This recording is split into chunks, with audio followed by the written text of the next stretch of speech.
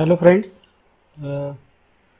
today we will learn about what is web service, then basic concept of web service and then why we use it. तर ह्या particular सेशनमध्ये आपल्याला तीन गोष्टी मुख्यत्वे बघायच्या आहेत. त्या म्हणजे what is web service, basic concept of web service आणि आपण ती web service over the web का यूज करतो. पण तत्पूर्वी आपण वेब सर्व्हिस म्हणजे थोडक्यात काय हे समजून घेऊयात. तर वेब सर्व्हिस म्हणजे अशी सर्व्हिस की जी सर्व्हिस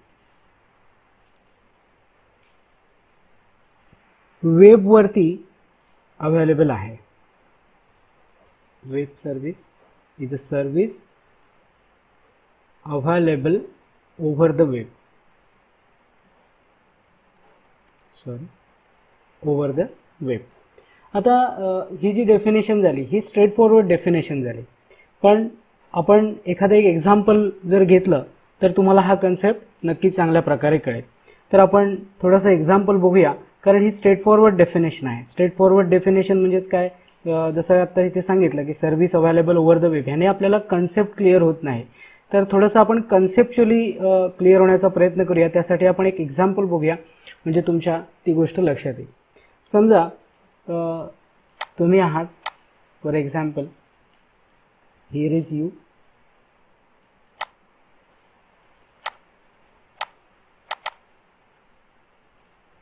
okay, then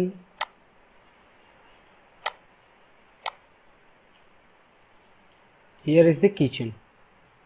आता हे थोडंसं एक्झाम्पल तुम्हाला काहीतरी वेगळं वाटेल.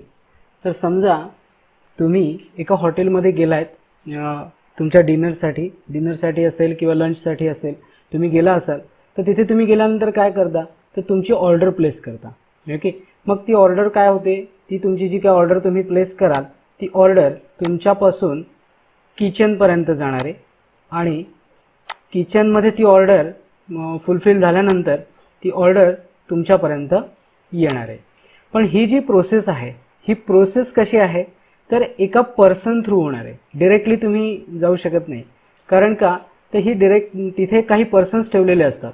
त्या पर्सन्स थ्रू ही प्रोसिजर पर्टिक्युलर फॉलो केली जाते आणि त्या पर्सनला आपण काय म्हणतो, तो पर्सन आहे तो म्हणजे वेटर. ओके, हा आहे वेटर.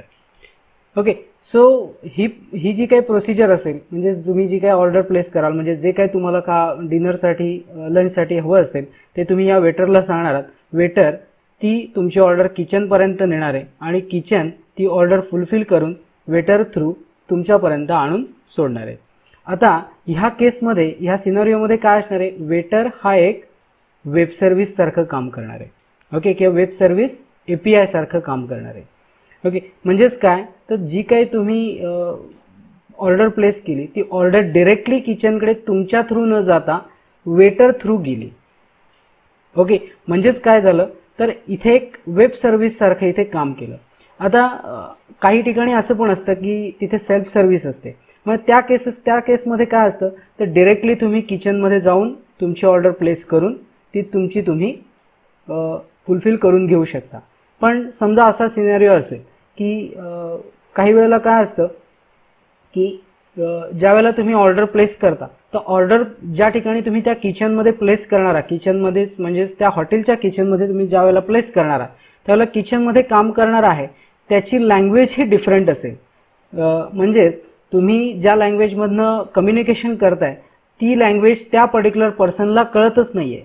ओके, फॉर एक्झाम्पल तुम्ही एखादी लँग्वेज बोलताय, फॉर एक्झाम्पल मराठी असेल, हिंदी असेल, इंग्लिश असेल, पण अदर दॅन दिस 3 लँग्वेज तो जो काही पर्सन असेल तो काहीतरी 4th लँग्वेज काहीतरी त्याला माहिती असेल, फॉर एक्झाम्पल जर्मन असेल. ओके, सो ती लँग्वेज त्याला कळणार नाही आहे तुम्ही जी काही ऑर्डर प्लेस करणार आहात. ओके, सो इन दॅट केस तुमची जी काही ऑर्डर असणार आहे ती फुलफिल होणार नाही आहे. So for this purpose we have to use web services. म्हणजेच काय, तर जी काही तुम्ही सर्व्हिस क्रिएट करणारा किंवा तुम्ही काय जी ऑर्डर प्लेस करणारा ती ऑर्डर एका वेब सर्व्हिसला जाणार आहे आणि वेब सर्व्हिस किचनमध्ये जे काही हे असणार आहेत पर्सन्स असणार आहेत त्यांना समजेल अशा भाषेमध्ये ती पर्टिक्युलर वेब सर्व्हिस काय करणार आहे, तर तुम्ही प्लेस केलेली ऑर्डर ही कन्वर्ट करणार आहे. ओके, म्हणजेच काय, तर communication between you and kitchen हे इझी होऊ शकतं. ओके, सो हा थोडासा बेसिक कन्सेप्ट झाला वेब सर्व्हिसच्या मागचा. तर थोडक्यात तुम्हाला इथे समजलं असेल की वेब सर्व्हिस म्हणजे नक्की काय आहे. आता पुढे जाऊन आपण बघायचं आहे, एखादा आपण लाईव्ह एक्झाम्पल बघूया, म्हणजे तुमच्या थोडीशी अजून एखादी गोष्ट लक्षात येईल. फॉर एक्झाम्पल मी मेकमायट्रिप.com वरती जातो. ओके, मेकमायट्रिप.com वरती जाऊन मी काय करणार आहे, तर for example me flight book करणार आहे. फॉर एक्झाम्पल मला फ्लाईट बुक करायची आहे, कुठेतरी मला जायचं आहे, तर मी एखादी फ्लाईट बुक केली फ्रॉम दिल्ली टू मुंबई. एक रँडम डेट घेतली आत्ता मी. ओके, आणि इथे मी सर्च करणार आहे. आता विदिन सेकंड्स किंवा विदिन फ्रॅक्शन ऑफ मिनिट्स इथे तुम्हाला तो डेटा तुम्हाला मिळणार आहे. ओके, हा डेटा कसा मिळणार आहे, तर फॉर एक्झाम्पल आता इथे बघा, तुम्हाला इंडिगोचं टायमिंग मिळालं त्या पर्टिक्युलर डेटचं. ओके, इंडिगो ही फ्लाईट आहे, इंडिगोकडनं येणारी फ्लाईट आहे. त्यानंतर स्पाइस जेटकडनं येणारं टायमिंग तुम्हाला इथे मिळालं, विस्ताराकडनं मिळालं, एअर इंडियाकडनं मिळालं. अशाच मल्टिपल याच्याकडनं तुम्हाला गो एअरकडनं येणाऱ्या गो एअरलाईन्स थ्रू जाणाऱ्या फ्लाईट्सचा डेटा तुम्हाला इथे मिळाला. तर थोडक्यात मेक माय ट्रिप काय करणार आहे, तर तुम्हाला त्या पर्टिक्युलर वेबसाईटवरती जाऊन किंवा त्या वेबसाईटचा पर्टिक्युलर डेटा, त्या पर्टिक्युलर एअरलाईन्सचा डेटा तुम्हाला इथे डिरेक्टली दाखवणार आहे. म्हणजेच काय असतं, तर ह्या केसमध्ये काय होतं, तर याच्यामध्ये 2 ते 3 केसेस होऊ शकतात की जसं असं आहे की फॉर एक्झाम्पल इंडिगो असेल किंवा कोणतीही एअरलाईन असेल, त्यांच्या डेटाबेसचा ॲक्सेस कदाचित मेकमायट्रिप.comला मिळत असेल. असा सिनारिओ कधीही होत नाही बिकॉज ऑफ रिझन. त्याच्यामागे एक महत्त्वाचं रिझन आहे, ते म्हणजे सिक्युरिटी पर्पज. कारण डेटाबेस कोणतीही वेबसाईट त्यांचा डेटाबेस हा कोणत्याही थर्ड पार्टी वेबसाईटला इझिली अवेलेबल करून देणार नाही. मग ह्या केसमध्ये काय होत असेल, तर हे जे काही तुम्हाला इथे तुमच्यासमोर जो डेटा दिसतोय, हा एक वेब सर्व्हिस थ्रू आलेला डेटा आहे. म्हणजेच काय, तर त्या पर्टिक्युलर एअरलाईन्सच्या काही वेब सर्व्हिसेस क्रिएट केलेल्या असतात की ज्या वेब सर्व्हिसेस त्यांच्या डेटाबेसमधनं ज्या काही त्यांचं शेड्यूल असेल, त्या शेड्यूलमधनं ज्या काही त्या पर्टिक्युलर टाईम पिरियडमध्ये समजा मेकमायट्रिप.com वरनं सर्च झालेल्या असतील फ्लाईट, तर त्या पर्टिक्युलर टाईम पिरियडमध्ये त्या पर्टिक्युलर डेटला तुम्हाला त्या वेब सर्व्हिस थ्रू तुम्हाला ती इन्फॉर्मेशन इथे डिस्प्ले केली जाते. तर थोडक्यात हा सगळा गेम आहे तो कुणाचा आहे, तर वेब सर्व्हिसेसचा आहे. ओके, इथे डिरेक्टली तुम्हाला जो डेटा दिसतो तो कुणामुळे दिसतो, तर वेब सर्व्हिसेसमुळेच दिसतो. बाकी कोणतंही रिझन नाही आहे की जो डेटा इथे विदिन फ्रॅक्शन ऑफ मिनिट्स तुम्हाला इथे अवेलेबल झाला. याच्यामुळे काय होतं, डिरेक्टली तुम्हाला त्या पर्टिक्युलर इंडिगो किंवा पर्टिक्युलर एअरलाईन्सच्या साईटवरती जाऊन बघण्याची गरज नाही. इथे तुम्हाला bunch of airlines at a time तुम्हाला इथे अवेलेबल झाले. तसंच तुम्ही एखादं हॉटेल बुकिंग करायचं असेल तरीसुद्धा इथनं करू शकता. आता ह्याच्यासारख्या तुम्हाला एन नंबर ऑफ वेबसाईट्स तुम्हाला इथे मिळतील. त्या एन नंबर ऑफ वेबसाईट्समध्ये मेनली काय असणार आहे, तर वेब सर्व्हिसेस हाच कन्सेप्ट असणार आहे.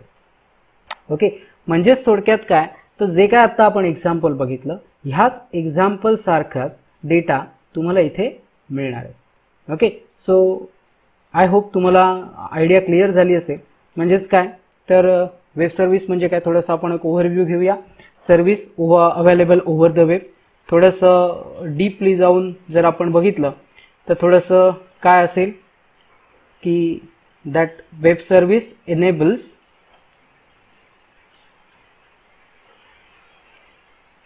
the communication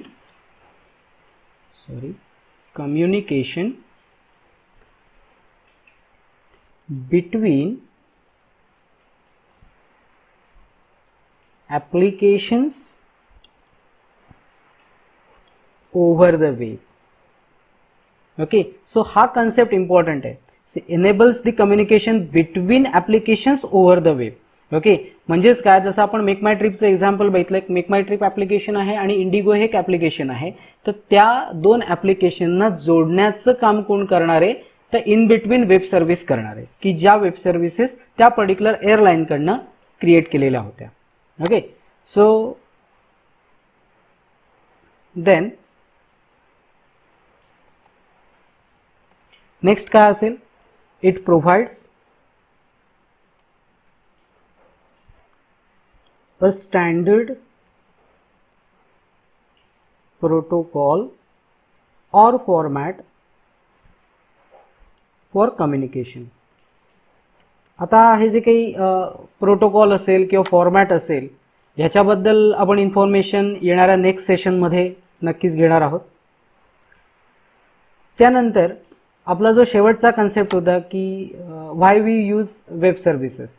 आता व्हाय वी यूज इट याचं जर बेस्ट आन्सर बघायचं झालं तर ते आन्सर असं आहे की त्या वेब सर्व्हिसेस या प्लॅटफॉर्म इंडिपेंडंट असतात. आता प्लॅटफॉर्म इंडिपेंडंट म्हणजे काय, तुमच्या डोक्यात आता कदाचित हे आलं असेल की प्लॅटफॉर्म इंडिपेंडंट म्हणजे काय असेल.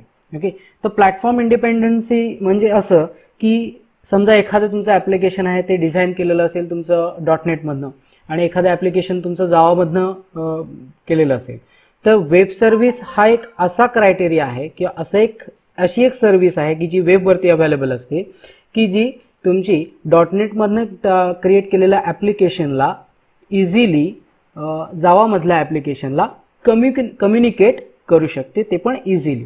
ओके, कारण त्यांचं जे काही कम्युनिकेशनचं जे मेकॅनिझम आहे ते बेसिकली XML ह्या फॉर्मॅटमध्ये असतं.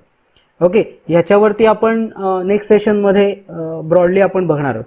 ओके, सो बेसिकली का आपण यूज करतो, तर प्लॅटफॉर्म इंडिपेंडंट कम्युनिकेशन असल्यामुळे इथे आपण ही पर्टिक्युलर वेब सर्व्हिस ही वेबवरती यूज केली जाते. ओके, सो आय होप तुम्हाला बेसिक आयडिया सगळी क्लिअर झाली असेल. तर थोडक्यात आपण बघितलं याच्यामध्ये की what is web service, then basic concept of web service, जे काय एक्झाम्पल बघितलं त्यातून, आणि आपण ही वेब सर्व्हिस का यूज करतो. Okay, because of platform independency. Okay, so that is all about basic concept and all things about web services. Thank you.